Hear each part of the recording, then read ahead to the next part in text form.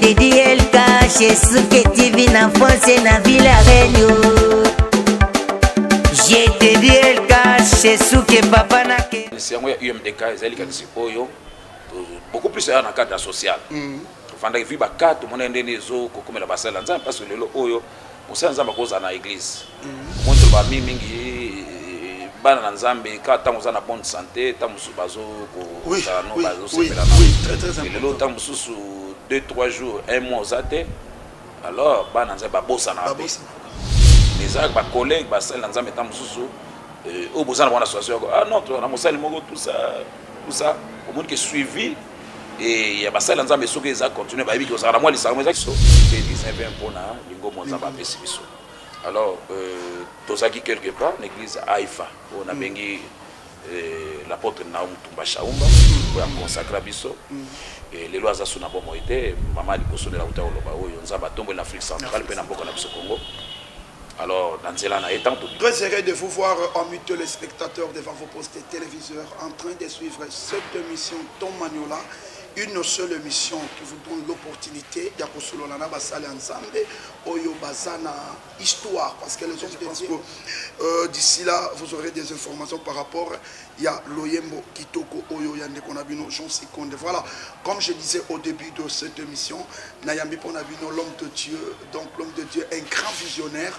Moto Asali Moussala a marqué vraiment na Moussala Naye Asali. A Kobi Nanzambe Asali Moussala vraiment et tout le monde a personne continue pour ça parce que Lobaka Bato Bengama Nanzambe tout le monde a kaka na ba parcours na ba malheur na yambi ponabino l'apôtre Boy. Bonjour papa. Oh bonjour monsieur le journaliste, c'est Jancy. Voilà papa lelo bato bazo kakombo ya apôtre Boy papa ya ba Efro ndenge nzamba tambusio témoignage za makasi. Mais tu n'as quand même parce que les autres moni pe ba sali ensemble mo ba bimi sika mo boy mais ba pe ba gang ici mais source est ba na bienté les autres te banano qui est l'apôtre Boy. Apôtre Boy c'est un ministre de Dieu représentant légal du ministère de la réconciliation communauté évangélique la gloire de l'Éternel. La gloire de l'Éternel. Pourquoi seulement l'église de l'Oba qui est la gloire de l'Éternel? Pourquoi rappelle comment apôtre Boy ministre? Alors, au Seigneur, nous avons comme appelé n'importe quoi, mais comme on est là, comme on a pessimisme, il y a un seulement, tout tient par rapport au bateau, mais les ambas tout tient. Voilà, Nengen Zamba Lobby, Batsayango Nengen Moussali Nanzambe, notre papa apôtre Boy, à Salaki Amelelo, vraiment pour voir une histoire photo zonga mouké. Apôtre Boy, quand tu as la paix onction aux anango, na public et ça simanayo, oyo, bazo croire na ministère nayo.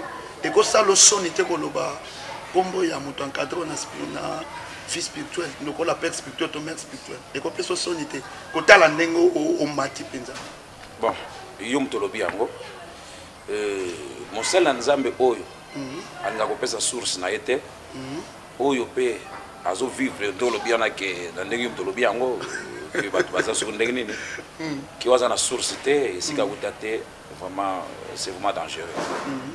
Nous venons de quelque part et père spirituel Abisso Aza Monko Oyo Lelo que la paix soit à son âme parce que Aza sur la pomoïté Aza la révérende de l'apôtre Naum Tumba Shaumba première femme on Nzamba Bengana évangile na kati Afrique centrale a Mama Liboso na mboka na biso Congo mais l'Afrique centrale a Mama Liboso l'apôtre Tumba Shaumba naza moko ya ba fruit na ye papa kobimano kuna ezalaki o se révélaki par rapport pe kotala bimaki na wa ndenge ni est-ce que tilelo apôtre Boy soit kuna bazo reconnaître que l'homme de Dieu mosisani uti awa mutolo na ye molimo bakundango awa tol nengo bima o changea couloir.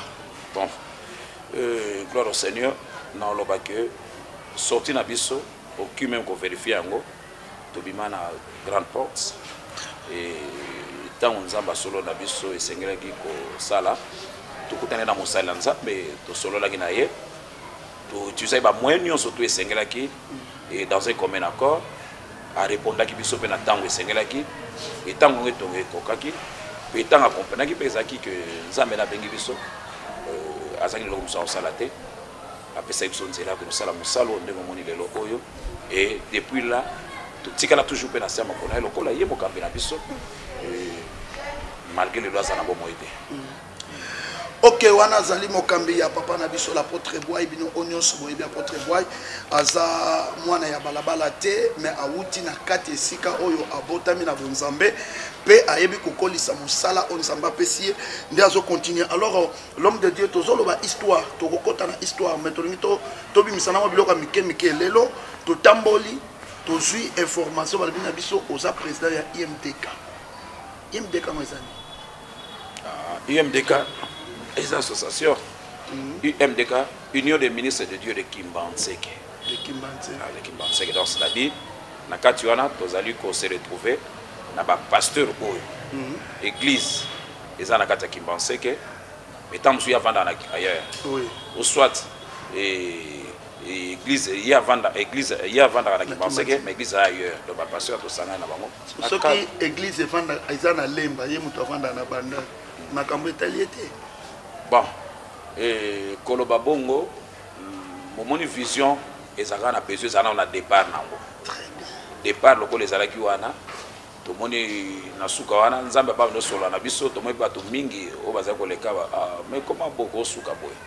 O biso to zaka neto betonga to zaka tanzambe, mais to yako mona ba surprise nyonso, eloko nzambe taka ya nzambe. Amen. To yako mona ba déclenchement salmaki, ba ouverture ba na koya, tout le monde be bato, ya ba commune mususu. Comme quoi, vous adhérez à Kati, il y a union, il y a association, il y a des pasteurs qui pensaient que bon, si tous les millennials là, malgré nous nous là, nous avons changé, ils allaient tout ça la tête, pour tout la commande, tout procéder Kawana, tout comme ça, soit Kinshasa, pourquoi pas tout le monde peut comme appeler tout le gagner tout ça là.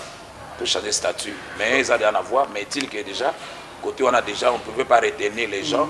Mais il y a déjà des gens, oh, bah, tout ça, l'Assemblée générale, on ça là que, tout quoi, on comme ça, on soit Kinshasa, soit Neto, ça, soit pour développer des Zambé au monde ça, à partir de l'Assemblée générale.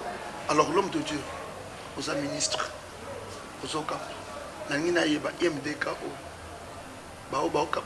parce que comme un système qui a au tchaka va pasteur dans l'église va à la vice on suis pasteur membre parmi les collaborateurs va vendre un fils pas ko bimela pe awa deuxième fils na secrétaire ba ko bimela pe apo monika so zo panza le pe ko changer le boule na éviter ce que ça on est bon moni likanisi yango ya UMDK ezali likanisi oyo beaucoup plus dans le cadre social fanda vi ba kato mona ndene zo ko komela basala nzambe parce que lelo oyo musa nzamba koza na église montre ba mingi bana na nzambe ka tango za na bonne santé tango musu bazo ko za no bazo sepela na oui très très important lelo tango musu 2-3 jours un mois zate alors bana nzambe ba bossa na ba mais za ba collègue ba sala nzambe tango musu au boza na association ah non na musali moko tout ça au monde qui suivi et il y a pas ça dans les soki ça continue ba biki osara moi lisanga moi qui c'est bien nous avons des églises mais tu ba na pe elle mo petam so ba ko ba les parapetam tout ça mais ba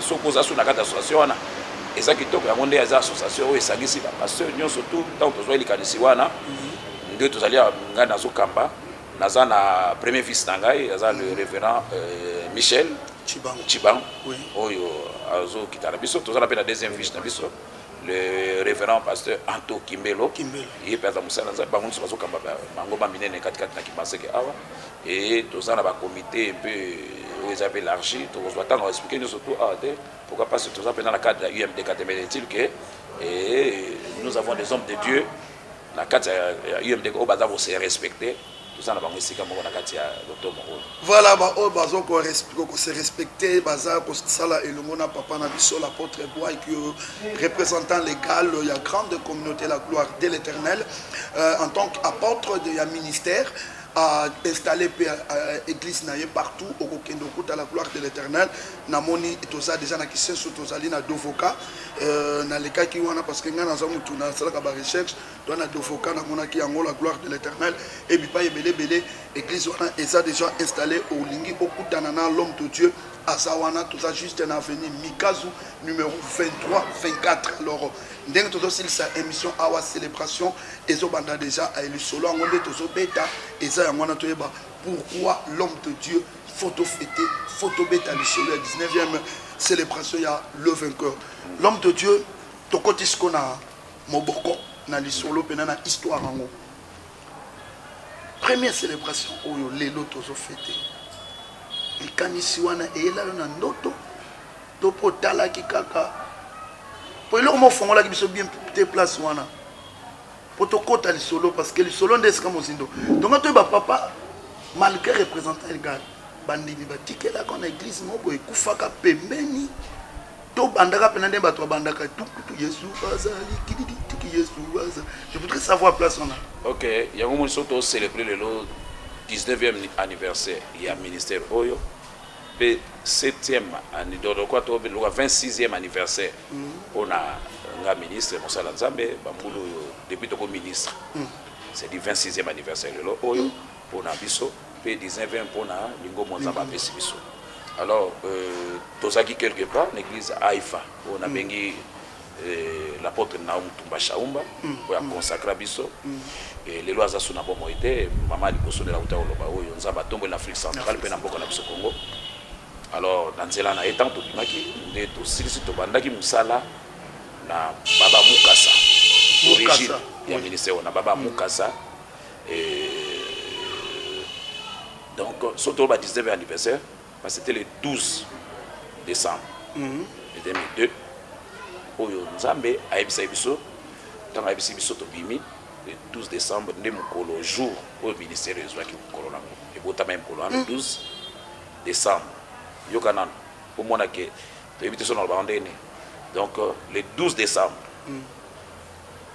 donc na mika na babala Mukasa numéro 12 le 12 le 12 c'est le botami numéro 12 encore. Okay. Ah. Numéro 12 c'est le 12 mois encore. 12 mois, il y a une célébration de vainqueur. 19 ans, il y a une continue. Vraiment, donc, c'est l'homme de Dieu. Après, c'est déjà de par le ministère na yep à lobby et seulement les 12 na numéro 12 et puis na 12 heures c'est vraiment ils allaient ministère makasi l'homme de Dieu tolingi tu ko to comprendre célébration première célébration salama wapi et puis na temps wana négociation pour lelo apôtre akokende nete na stade de Malti to kuya na biso to kotonda na biso présent sur le soloté mais na temps wana na ko banga ko banda makambo minene boy osalela kango wapi o lukamwa couloir mo boy osalela ngo et puis ba relation ça qui na makasté combien de serviteurs de Dieu bayaka bandima ko se sacrifier. Bon les 12 mois d'abord tant to bandaki to bainanga mona Mukasa numéro 12 ne la mission wana et première rencontre on a histoire soko tali na na quoi dans la bista biso ya ni na déplier na biso pour mona ngo même na ba manuel la biso tozana mususu le bibisa et bandaki je crois première rencontre et après avoir un long veillée tozaki nango une longue veillée tozaki nango na maman pasteur je me souviens à l'époque on a vu mon aller wana et le pan wana et ça le pan mon zaki munene pe ka lokola comme ça lokola mwanda moi 4 na biso ah on est allé donc je sais que na osenga pa pesa biso mbule banda biso mbale to tozaki na veillée na libanda kaka mbule zo beta batu bazana kata banda to pola wana bosengi ndako ko bata 3 jours à jeûne et prier tozaki wana to seki bon to pas dire bon tout ça ba bazana banda ba yebiki mbule beta batu bali banda to ka to ke pendant ba jeûne et prier tozaki nango. Alors mbule leki atina tonga bozeto ba yo ba peke batu na libanda prier premier jour deuxième jour to continuer à prier papa troisième jour seconde ya ko banda donc prier zoko baka na sambula na mbula to saka prier na mbula makasi mbula zaki journée mobile na tomba yo biso mama boko tata na ko to poli wa to kauki to kotipela na ko mo to primi pe to continuer le biso to continuer encore pendant 3 jours le troisième journée il faut demander de faire des ministères de Baniga à Paf. La vie n'a pas de l'as ou à Moko. Tu vas nous gagner, wana na 4 déjà ça va nous là, papa. Wana otiki mama et modératrice, on a gagné na tamona 40 na papa. Allez, premier jour tu as dit qui oui maman ya baba na baye na je crois 2 frères et ça peut na sauter na la carte il y a explication de la livre de biso tangango donc si ma ya 3 jours wana maman premier jour wana donc si ma 3 jours wana to bandi oui maman baye et je me souviens encore le message c'était né pour je suis né pour vaincre, quelque chose comme ça. Et on a été et après on a fait pas vraiment bâton ça qui a bandi ba prière à ma casse wana ici ba bazoué ba msuba complètement hôtel malibanda et après avoir premier jour ça on peut dire ma bonzate toi nous continuons besoin d'engwana deuxième jour troisième jour et vous tenez la vie à bateau te papa bateau na ya la bon comme on to bana utia ba offrande makasi ta mususu to zwape chance ya kotana bilili de to bandaka na to bandi wana papa na cher quand on a ngoya mwanze te ka telema boye papa après bande ko bandi ko ya papa kana ne wana papa vers la fin année nde ba ko pesa biso isika katikati ya parce que tout ça pas ngoko mi balé c'est du parti on ko soto ba pesa biso ngo wana bolongo siko mukasa ba pesa biso sikoyo to yiko ko se planter a ba monter au sala pesa célébration première célébration de salia attends cette première célébration yeko banda awa les et ça là que après quelques temps il te continue awa les après je crois 3 ans 2 ans je crois les sur la campagne moi munene kuna ya mtu avec début pe fungula pe ministère par la mort OK tant so pas film so pas tant la film ngo to za na ngwana comme so Alexandre OK l'homme de Dieu tango opoli mvula opoli pena mvula na yo butu mobimba na mama olamuka bo bando kanisa moi 50 personnes ba ba ye 8 est-ce que quelque part oyoka moi kilote obike na moni makambo yo ya ko continuer te bon quelque part mutu azana mukumba ana vision amonaka eloko azomona aotala ba réalité azokutana ngote amen mais azomona côté azokende et parce qu'on avait déjà une vision parce que makambo na koka ngote mais le Seigneur m'a parlé nga donc bon tout ça parmi bateau yo baza penza babanga pe mingi to parmi bateau wana ke ko sazali na makampa pamba te pour na ko accepter même vision on m'a pesa nga tout cas na linga église dans ma casse mais j'étais convaincu et j'étais obligé dans tout ça ndenge nzamba lobaki na ngage je ne vais jamais résister nzambe je me souviens encore bien si tu vas résister parce que la bonne kozana bolingo makasi na lobite que au kabwen mais au kabon nous ça la fait epanta na susu na yebi kozana bolingo na makasi et bolingo esika au makasi na yebi ce que il faut que nous salanga pour ça so boy je me souviens na zo ba so boy je ne serai plus avec toi et puis ça m'a talisinga na vision talisinga moi vision atasinga na oloba pendant que na oloba wana je suis habita azo bana zali kwa na libanda église na mona parmi ba collaborateur na zaki na bango bana kati abinde batikala bati yo zalaka ko donc na mona nzambe j'ai écouté Dieu donc j'ai vu Dieu donc voilà donc bonjour l'homme de Dieu l'apôtre Boy il est visionnaire de la grande communauté la gloire et l'éternel alors l'homme de Dieu azopé sa histoire pour les loba te belé bazobetsa mama ba ko kotala ba grand olingo fongoli lelo lobo ko ma grande ndenge ba grand na bazali yoka sikoyo masolo ya ba grand l'homme de Dieu tango bandi na mukasa wana Yesu azali awa ba matisio na mikazu souvenir ni nos anango déplacement ya mikazu déplacement ya mukasa na mikazu souvenir ni nos anango oyo omona ke non amoni net départ bandi souvenir na zanango d'abord ezali que bon et si ko nzamba teke biso wana lelo to zana ba mama wa yanga wana pe to bandaki ba zana biso ba to ba landa ba uta kuna donc lokola biso yanga to ana pour ça tout ça la départ donc et si que mon anaki donc paf nzamba sa biso tremble paf et donc so que c'est comme mukasa wana 12 na 12e mois wana alors et pe le 12 wana donc zamba bon ça on a biso pour na na benga za tremble pam poto ya awa kuna tozali ko louer a même biso awa pour na nzamba mona ke apesi biso contrat donc locataire bailleur Vous savez, le bon, le to yaki a ba pesa le to longo kuna locataire. A to yé en tout cas nzambe vanda pambo la famille wana et grâce à bango yango to zal do le tilelo. Donc vraiment naebi ke ndé biso to za ko exister nzambe faut ba continuer ko kanzaka famille wana. Pourquoi parce que ni tété bango naebi té nzambe na sala ki na nzela bango ba ko yamba biso ba pesa biso sika ona pamba to bandi na pamba. Et pendant tout ce temps là ba pesa biso ça nous a donné aussi la force et yakoy ba ko luka ko bibongama pona ko luka pe ko songa bon pour ça il va partir pendant tout ce temps là nazo ba jack ngabi c'est pas par accident c'est pas par hasard nzamba pesa biso famille oyo pour ba pesa biso sika nous devons être malins alors quand tu as l'expérience ça m'a quand même belé tanga ba mabokete ba jeter dans tout ce que le Seigneur nous donnait tout ça et les ambassadeurs que ba de ko ba pesa biso non que comment il remonte solo na bango est-ce que tu connais que nous c'est comme souci ni en tout cas ça veut pas ça les gars tout ça bango à l'aise tout le état biso biso biso peut être vraiment c'est comme souci ya ki top les bango ba sepela ki a so pesa ki top tam super na sepela tout ça les et là comment oyo on va à l'aise en tout cas ne c'est quoi pesa biso donc c'est ça.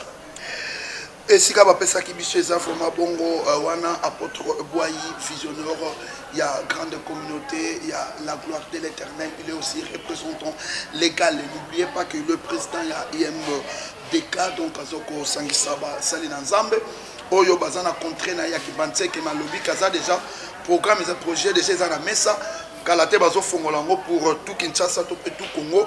Moi je sais que Ekosimba. Alors l'homme de Dieu les lois administration église et zo ko nyo pour la bino basala nzambe quand on compte dans le programme toi parce que l'homme de Dieu sima ya ko ya mikazo mon frère pe bando kota moi elengi ya ko lia mabonza pe e banda ko koma na ngo badime banda ko kota est-ce que pensa ki pe o bakisa moi bo yebi na onzamba lobana o pensa ngo parce que ta on a déjà ndenge déjà les solo bando ko kende na on a déjà to comme déjà na vision ko soma le pan c'est que déjà moi dime comment ko kota. Le père a commencé à l'aise. Donc, on paye veste, on paye pelon, on a bien vendu calme. Donc, vous, la moukassa, comment déjà au boss. Est-ce que papa, na li rwana, na moi, paye mawane komaki, vous soit qui paye tant, au bas qui sabo yebi, na onzamba lobele, ok, non, na kende tana zota formation, to pe na tanga, na salata CV, moko boye kaka na domaine onzamba pesina. Oui, bon, c'est ça. Le quoi là, comme mon sa bengama. Formation est très important. C'est bien Zaba Pesa Kibiso, Abenga Kibiso. Alors, Nakubengama, tu regardes non, tu reçois à Bongote. Donc la visionnaire, c'est que tout bac s'appelle Soumaël.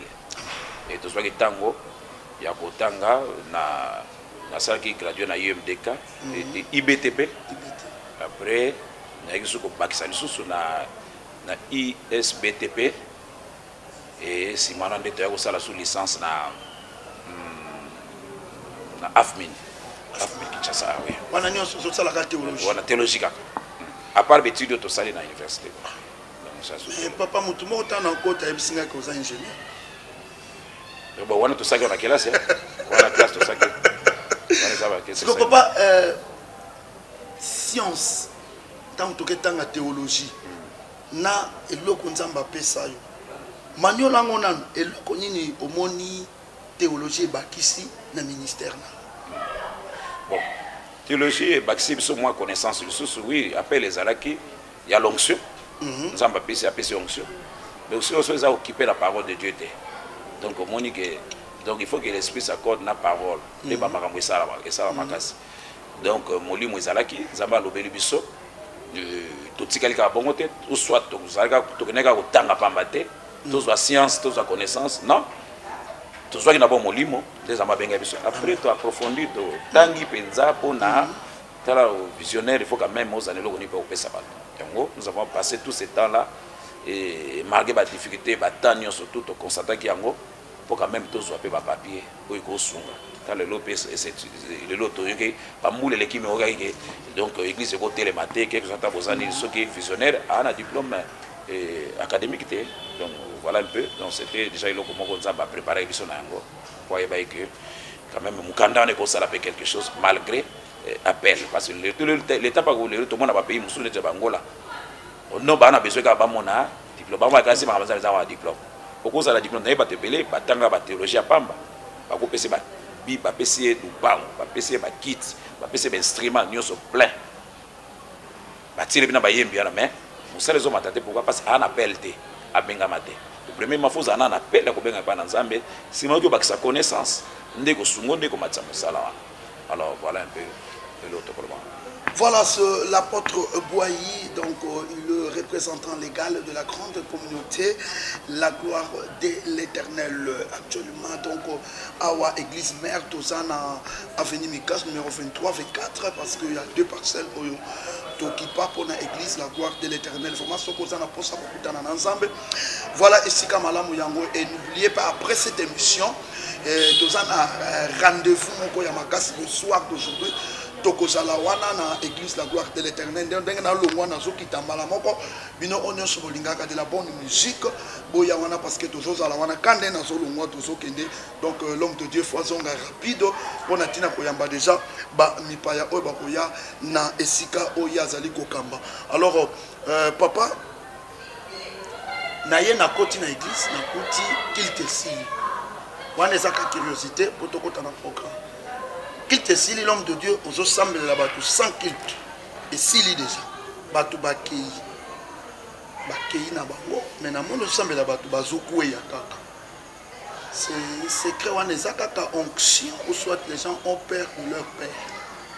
Bon bon na évité curiosité dans ce qui est bon toutefois bande quoi ça na moi problème juste après la prière bali bakutana pasteur na bango nous avons prié tout le boko bon. Oui, salamaki, donc c'est ça. Qu'est-ce qui fait ça? Parce que tu as vu que l'onction, il y a des bateaux. L'onction de mon père pendant qu'il était allé onction, mais est-ce qu'il était sili papa si on dégage qui aussi les ambiances on a besoin les ambiances pendant qu'on les dégage qu'il était allé là, au dégager au bini au sepeli et sili. Mais pendant faut paiement aux autres dégagés car c'est quand c'est quoi intimidant les années. Et là on a l'ingé que tous ça sont dans ancienne alliance té. Hein, tous ça la nouvelle alliance. L'esprit de l'Éternel saisit Samson. Donc c'est dit l'esprit de l'Éternel venait. L'esprit saisit Moïse. Tout ça. Molimo Santo wana koya. Et c'est vanga kei. Mais ce n'est pas à l'heure actuelle. À l'heure où tout ça na Molimo Santo, donc ce que nous avons, ezate ya ga na l'heure so kiti ezali. Non, tout tambola na ngo, ezana kati na biso. Partout bisika so kozala, na vie to memaka ya obanga nzambe to la sanctification. Et que ça là partout na kozala, so ika se présenter. Non, pourquoi pas tout sambela. Tout sambela et oyo sala maana nzambe neta ko ça mais seulement il on a ko biso ke milima be et kokoya wana tolobi wana ezaka d'abord mutakokoya dans nzela présence. Il y a Saint-Esprit. Il y a nzambe kokoya ça y est. Ndenge samaki Paul nanzela damaseke donc tambuli mozo pofe kwisi donc ngwela nzambe lumière wazo ke peti ba koya pena ngo présence wana oza tamsupa na moto nzambe pe mutako koya peso milima beza katikata milima wane ko supporter pe pakola meza kata mosana nzambe te lero ensemble la pona ye milima wana le paf et se manifester après ça même milima ko talisa ko bima et puis matam su mutu azoko kime ko ganga milima zo bima musupe mutakwe asali agitation musupe na moya ba gaz musupe milima zo bima pe na nzela ko baye pe bongo na bongo milimo ekokipe ko bima kati na bateau na banzoto ya bateau wana eza l'homme de Dieu notre papa il est visionnaire de la grande communauté la gloire de l'Éternel c'est notre papa apôtre Boayi donc na benga kaye visionnaire oyo azo kota na kati ya ministère na epé azo sala musala. Alors papa tokotana skombula oyo 19e moko le benyo se terminer ambulo tozolo bela sur le grand thème oyo tobengi yango car si tu t'étais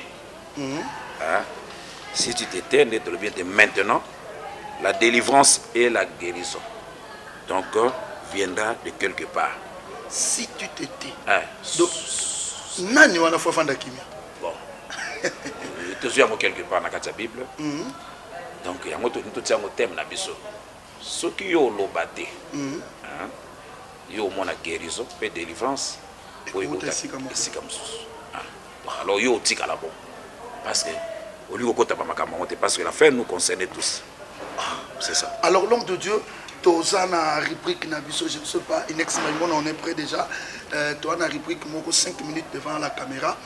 Olobelana nous ikamopo to manyolango parce que yango ne format aussi c'est l'émission. To manyolango na bien. Le bana na baeba baza musika parce que tozo ala wana na 15h à lelo. Tozo ala wana na 15h à lelo. Je pense que batu bakoya ba yoka. Alors, oko introduire on a mutumo boy à comprendre. Là, je salue Maman Flore Mbemba Masala. Donc, Maman Flore, déjà, après Monsieur Bongama, matin déjà, parce que les photos, Tobi n'a pas ensemble. Et je pense que ça sera vraiment très, très intéressant. Maman Flore Mbemba Masala, mon bien Polo. Et comment ça n'a pas que déjà, à sali 100%, Nani Akina Nani, donc louange Oyo. Donc, Tozobi Nana décembre. Je pense que la gloire de l'éternel va bénéficier de Liboso. Parce que clip Nango, et bien Mika Lelo, et Lelo pas invité dans l'église la gloire de l'éternel. Alors, Maman Flore Mbemba Masala, il y a un liputa. Parce que, ah, ils ont fait. Ah, ils ont 19e anniversaire, l'homme de Dieu. Si ma copola bamboula na mukasa, Lelo na mikazo. Donc, Yaka Tobi na Maman Flore. C'est la musique, on a l'envie de danser.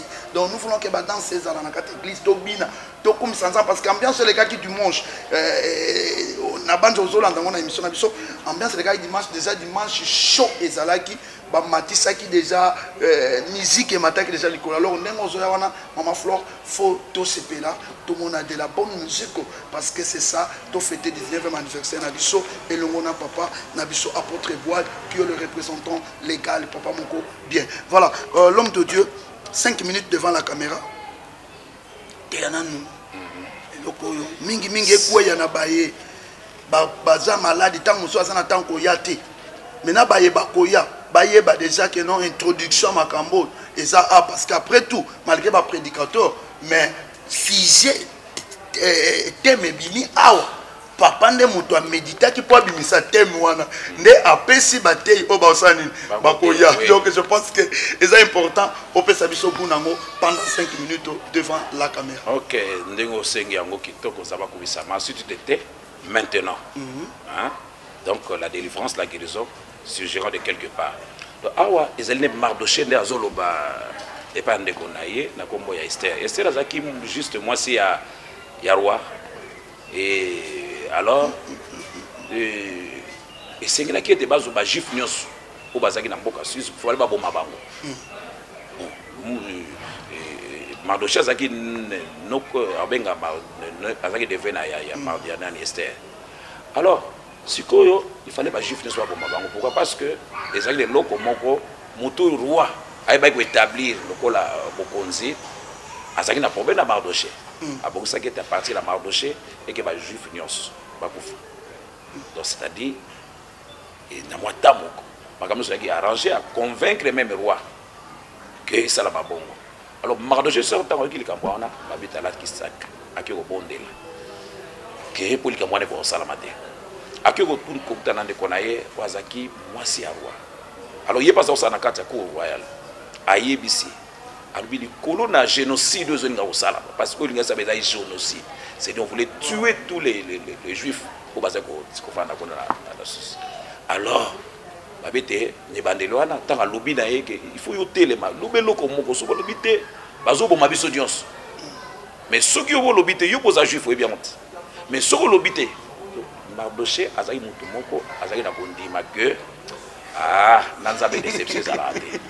Ya on a zoibisa bato ba oya ti ba oya nakata milulu oyo na ndenge za bati biso pona ba orateur oyo na libaye bake bazo aja foi wana o Mardoché azaki nango ki ayeba ki malgré ba bongisi génocide c'est dit qui dit génocide c'est dit ba pona yé azako mona yé amana azako mona ja que ba juif nyos ba za exterminer donc génocide mais Mardoché azako croire nango te azali ba na prière na prière onde ko na ba ko sala en tout cas quelque chose de sala. Alors yango ebisi était tu es tantôt de douter. Mais yebango so koti makambote biso to continuer biso ba juif mususu nanga de to bonda mais yo komona comment guérison pe délivrance ya biso yuta pa mususu mais yo okoyeba. Alors maloba oyo saki nani passe ya on a li batio surtout ba obonga baya ba déjà que nous avons cette fois là que de quoi tous célébrer 29e et 19e anniversaire il y a ministère au mais 26e il y a l'automne ça va pesi biso. Donc c'est dit batouana baye va que victoire et délivrance, guérison. Zamba ko pesa biso par rapport, il y a bénédiction, il y a 26 ans de ministère, et il y a bénédiction, il y a 19 ans de ministère. On va s'attendre nango. Va s'attendre nango. Et ce que le Seigneur a fait dans ces ministères pendant 19 ans, va s'attendre nango que va écouter nango. Il y a un moni Mardoché à lobby à moitié. Et là que ça il croyait et c'est qu'il a cru.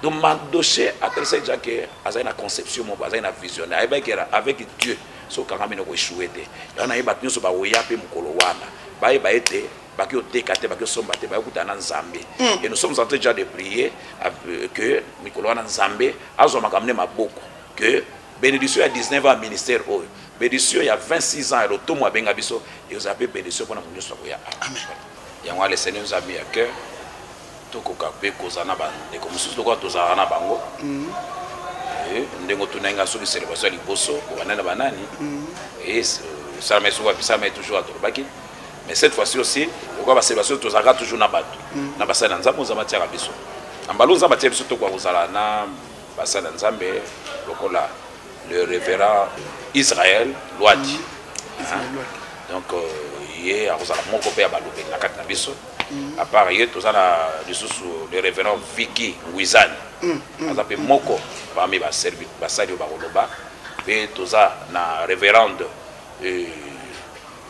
maman Mbouy Marie-Thérèse yepe aza molobeli pe na biso pe lokola tozali donc c'est dire pendant 5 jours nous allons awa ndeto koyeba ko célébrer ensemble nous a fait le numéro de téléphone na biso to lobi yango boye malembe 081 51 55 629 081 51 55 629.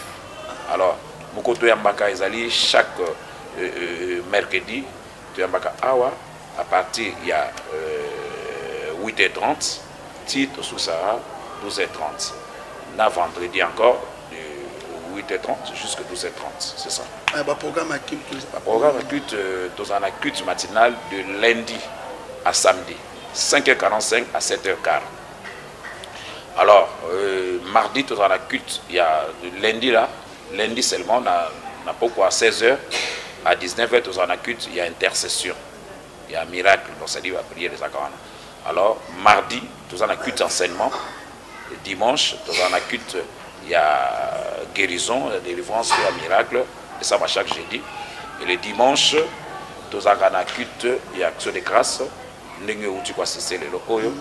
et à part ça dans un programme programme à culte ma maman et ça chaque mercredi de 9h et de 8h30 jusqu'à 10h30 culte ma maman. Donc voilà un peu le programme on a la formation ezali et puis ça maka na la programme jeunesse encore ezali tam sur na tableau qu'on a dalango aux malamu mbote na biso eliboso pa bana nyonso la gloire éternelle oyo basimba vision amen pourquoi parce que ça ba animateur la vision okozwango tourner na opesa eloko te et so lelo to komi pe to sala nyonso to sala eza pona bango yango na binzamba pambola bango bana nyonso la gloire éternelle pesi bango bazwi belé bisika bazali kimia na nkolo ezala katikati na bango et tozopesa pe mbote na bandeko nyonso basala nzambe nyonso ya UMDK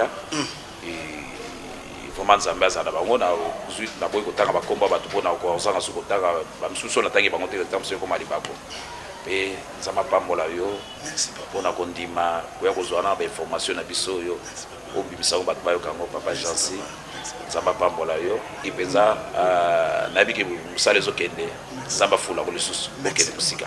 C'est la fin de cette émission et tous nos téléspectateurs Brazzaville Kinshasa Congo Central Bandundu. Quant à moi je vous laisse en congé à la prochaine. Bye. Didi Elka chez Souké TV na France na Villa Renio. J'ai Didi Elka chez Souké papa na Keanao. Papa na Ketiao na Didi Elka chez Souké TV na France na Villa Renio. J'ai Didi Elka chez Souké papa na Keanao. Didi Elka chez Souké TV na France na Villa Renio. J'ai Didi Elka chez Souké papa na Keanao. Papa na Ketiao Didi Elka Shesuke TV na France na Villa Renio